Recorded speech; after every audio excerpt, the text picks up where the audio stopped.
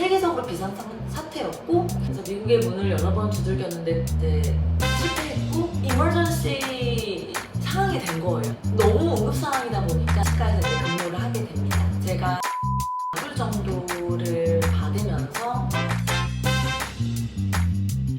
네, 안녕하세요. 오늘도 특별한 게스트를 모셨습니다. 오늘의 특별 게스트는 바로 저입니다.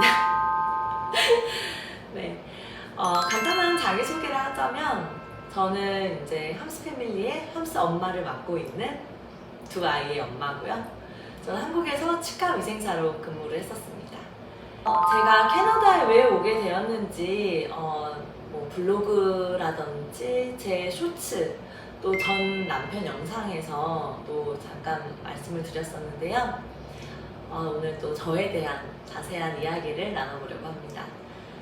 제가 맨 처음에 캐나다에 오게 된 거는 사실 저는 어렸을 때부터 아메리칸 드림이 굉장히 컸어요. 그래서 저는 미국에 가서 꼭 여성으로서 성공을 해보고 싶다 이런 마음이 컸기 때문에 그런 꿈을 어렸을 때부터 갖고 있었어요.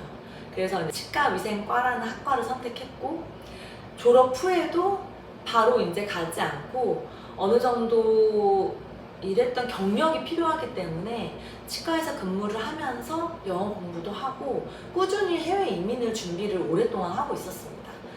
그래서 이제 미국에 대학교 때도 해외 인턴으로 해서 또 많이 이제 문을 두들겼었고 또 이제 미국은 워크 퍼밋을 받으려면 변호사를 끼고 이제 준비를 했어야 됐는데 그때 이제 변호사를 끼고 준비를 했을 때 당시에는 이제 벌써 대학생 때니까 10년 전 얘기인데요. 땡땡이를 돌려요. 그럼 이제 박사, 석사, 학사부터 이제 나뉘는데 당시에 이제 제가 학사만 가지고 있었기 때문에 박사에서 잘리고 석사에서 잘리고 하다 보니까 저는 이제 아예 뺑뺑이에서 그냥 탈락이 되더라고요. 그래서 미국의 문을 여러 번 두들겼는데 이제 실패했고 호주도 갔었지만 당시에는 호주 영주권이 굉장히 힘들어지면서 호주를 가지 않고 캐나다 워킹 홀리데이를 준비하게 됐어요. 당시에 제 지금 남편인 신랑하고 같이 남자친구랑 같이 캐나다 워킹 홀리데이가 이제 지금 선착순으로 해서 붙게 됐고 저희가 워킹 홀리데이가 된 다음에 이제 2015년 10월에 결혼을 하고 그리고 이제 준비를 해서 2016년에 캐나다로 들어오게 됩니다. 그렇게 돼서 이제 맨 처음에는 토론토에서 이제 머무르게 됐는데요. 토론토 노스욕 쪽에서 지냈었는데 그쪽은 거의 이제 토론토 한인타운이라고 그러죠. 굉장히 한인 마트와 식당, 한인타운이 많이 형성이 되어 있어요. 저는 이제 다른 곳에서도 근무를 할 수 있었지만 치과에서 근무해보고 싶은 꿈이 있어서 제가 모든 한인 치과와 이제 구인을 돌리면서 결국에는 한인 치과에서 이제 인터뷰를 보고 한인 치과에서 이제 근무를 하게 됩니다. 미국이랑 캐나다는 조금 다르긴 한데 이거는 이제 벌써 거의 10년 전 이야기고요. 미국은 제가 그때 당시 방문했을 때는 가서 이제 일을 했을 때는 무자격자도 덴탈에서 일을 할 수 있었어요. 일을 할 수 있었고 대신 이제 어느 정도 일할 수 있는 범위는 정해져 있습니다. 엑스레이는 찍지 못하고요. 소독하고 간단한 이제 덴티스트 어시스트 정도는 할 수 있었는데 뭐 엑스레이를 찍는다든지 구강 안에 손이 들어가는 행동을 그런 진료를 하면은 되지 않았기 때문에 그거는 또 다시 덴탈 어시스턴트나 덴탈 하이진이라는 자격증과 면허증이 필요했고요. 그런데 이제 한인 치과에서 실제로 이제 제가 한국에서 치과 위생사를 했었고 면허증도 있었고 어느 정도의 제가 경력이 있었기 때문에 그걸 이제 인정을 해주셔서 제가 이제 근무를 할 수 있게 됐고요. 저도 이제 제한이 있었기 때문에 엑스레이나 다른 업무는 보지 못했고 덴티스트 어시스턴트 아니면 소독 업무를 많이 담당을 해서 이제 일을 하게 되었습니다. 당시에 벌써 이제 2016년이면은 거의 이제 8년 전 이야기인데요. 제가 14불 정도를 받으면서 한인치과에서 이제 일을 하게 됐어요. 그러다가 이제 영주권이 토론토에서 힘들어졌다는 얘기를 듣고 저희가 매니토바주의 위니펙으로 이제 이주를 하게 됩니다. 이제 거기서 신랑이 이제 치과 기공사로 일하면서 영주권을 준비를 하고 그러면서 저는 이제 첫째를 낳고 둘째까지 낳게 되었고요. 그렇게 해서 거의 2년 정도 만에 이제 영주권을 취득하게 되었습니다. 저희가 그렇게 캐나다에 한 5년 정도 머물다가 캐나다에서 역이민을 다시 한국으로 하게 됐는데요. 캐나다를 떠난 이유에 대해서 많이 궁금해 하시더라고요. 당시 이제 2020년에 다들 아시겠지만 코비드 19이라고 해서 코로나 시대가 찾아옵니다. 제가 둘째를 코로나 때 낳았어요. 코로나 시대 때 낳아서 코로나 베이비라고 부르기도 하고 하는데 2020년 4월에 제가 둘째를 캐나다에서 출산을 했고 당시에 이제 코로나 때문에 거의 샷다운이라 그래가지고 뭐 식당 모든 일터가 다 클로즈가 됐어요. 굉장히 전 세계적으로 비상사태였고 저희는 이제 캐나다가 또 미국에 가까웠기 때문에 미국 영향을 많이 받아서 거의 샷다운이 되면서 정부에서 매달 2,000불씩을 이제 일을 안 하는 대신 생활비를 지급을 받게 됐고 아이들 베네핏이라 그래서 양육수당이라 그러죠. 한국의 양육수당 같은 비용이 60만 원 정도 나오는 게 있었어요. 그걸로 해서 이제 렌트비, 생활비를 받고 있었고 그러면서 이제 둘째를 출산하게 되었는데요. 병원에 갔는데 병원이 완전 이제 코비드 때는 더 막 난리도 아니었어요. 그래서 보호자 한 명만 출입이 가능한데 저희가 여기에 뭐 부모님이 계시는 것도 아니고 시댁이 계시는 것도 아니기 때문에 가족이 없었고 아는 지인분들이 계셨는데 제가 하필이면 이제 진통이 시작되었을 때 첫째가 낮잠을 자고 있었어요.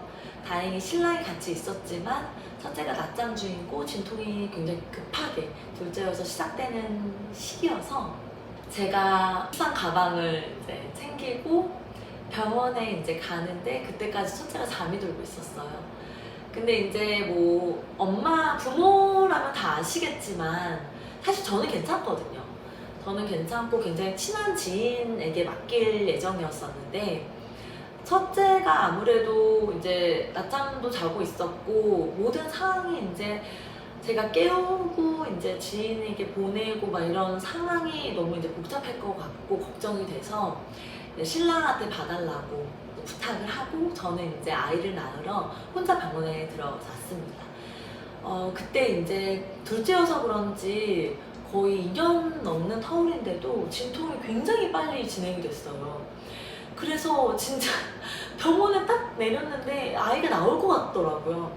그래서 가방을 이렇게 주섬주섬 들고 있는 병원에 보호자가 2명이 있는데 출입이 안 되니까 저 혼자 이렇게 갔는데 너무 애가 나올 것 같아서 걷지도 못하는 상황에서 이머전시 상황이 된 거예요. 아이를 진짜 1층에서 이제 4층 산부인과까지 올라갔어야 되는데 너무 심각한 상황이어서 휠체어를 간호사분이 저를 끊어주시면서 정말 배를 움켜쥐고 산부인과에 갔는데 산부인과에 가면 이제 그냥 또 아이를 낳는 게 아니라 꼭 반드시 등록을 해야 된다고 해서 제가 건강보험증 같은 거를 제출을 하고 막 서류를 막 혼자 막 하면서 막 힘은 주면 안 되니까 그렇게 하면서 이제 서류 준비하고 내진을 했더니 7cm가 벌써 열렸다고 하더라고요. 이미 뭐 무통은 안 되죠. 무통은 4cm에서 5cm 열리면 안 되는 거기 때문에 무통은 안 되고 그래서 이제 그 상황에서 이제 바로 이제 분만실로 들어가게 됐어요. 7cm가 열린 상황이어서. 근데 이제 너무 응급 상황이다 보니까 일단 산부인과가 오셔야 되는 것 시간이 걸리기 때문에 네, 제가 응급 상황이어서 간호사분들이 주변에 굉장히 많이 계셨는데 그때 이제 간호사분들도 당황하실 정도로 근데 푸시하지 말라고 하는데 이게 제 마음대로 안 돼요. 출산할 때는 제가 푸시하는 것도 물론 있지만 푸시를 안 하고 싶어서 안 하는 것도 아니거든요. 그래서 푸시를 하지 말라고 하는데 아이는 이미 나오고 있는 거예요. 그래서 이제 너무 급하게 아이가 나오니까 아이를 간호사분이 받으시고 셋 줄 잘랐구나 탯줄을 이제 간호사분이 잘라주시고 막 정말 정신없고 혼란스러운 그런 상황에서 아이를 이제 안게 되고 둘째를 이제 출산을 하게 되고 그 와중에 이제 뒤처리할 게 되게 많잖아요. 수술 때뿐만 이제 차가운 그런 메탈 체어 같은 데서 누워서 거의 이제 초록색 소독포만 깔린 상태니까 굉장히 춥더라고요. 제 몸은 거의 이제 그냥 옷만 가운만 거친 상태여서 4월인데도 이제 제가 살았던 위니페그 굉장히 추운 겨울이기 때문에 너무 추웠어요. 그래서 막 오한이 오고 막 너무 추운데 이제 뒤처리를 꼭 산부인과 의사가 하셔야 된다고 해서 그때 막 뒤처리도 막 못하고 오한이 난 상태로 이제 산부인과 의사분을 기다렸고 그때는 정말 정신 없어서 몰랐는데 사실 그게 돌아서 보면 쉬운 일은 아니었던 것 같아요. 물론 뭐 예전에 뭐 저희 엄마 세대나 할머니 세대 때는 정말 집에서 산파분들이 오셔가지고 집에서 아이를 낳고 뭐 물론 하셨지만 혼자 아이를 타국에서 난다는 것 자체가 쉬운 일은 아니고 또 이제 누가 옆에 있었으면은 또 더 좋았었겠다라는 생각은 물론 들어요. 물론 아이가 급하게 나오고 했지만 모든 상황이 코로나 때고 뭐 그럴 수 없었다는 것도 충분히 저도 이해는 되지만 나중에 지나고 보니까 산후 우울증 같은 게 왔을 때 그게 굉장히 크게 오더라고요. 분만실에서 이제 입원실로 이동을 하게 되었고요. 이제 캐나다에서는 아이를 직접 간호사분들이 봐주질 않으세요. 그래서 항상 제 옆에 베드가 있어서 아이를 제가 수시로 봐야 되거든요. 제가 이제 모유수유도 하고 아니면은 포뮬라 분유도 먹이고 재우고 기저귀도 갈아주고 이 모든 거를 이제 제가 해야 되는 거예요, 바로. 근데 이제 집에 옆에 이제 보호자도 없었고 물론 이제 간호사분들이 와서 이제 바로 출산 직후니까 몸이 힘들고 하니까 많이 도와주시는데 그런 것들도 사실은 많이 힘들었어요. 그래서 신랑은 당연히 이제 첫째를 받고 캐나다에서는 정말 밥이 나오는데 새끼가 나오고 간식이 나오는데 정말 뭐 토스트, 네, 스프, 뭐 아니면 주스, 과일, 야채 이런 식으로 나오거든요. 그래서 사실은 우리 한국에서 조리원에서는 정말 있을 수도 없는 식단이 나와요. 캐나다 산부인과에서는 물론 3일이긴 하지만 출산 직후가 사실 산모한테는 몸이 굉장히 중요하거든요.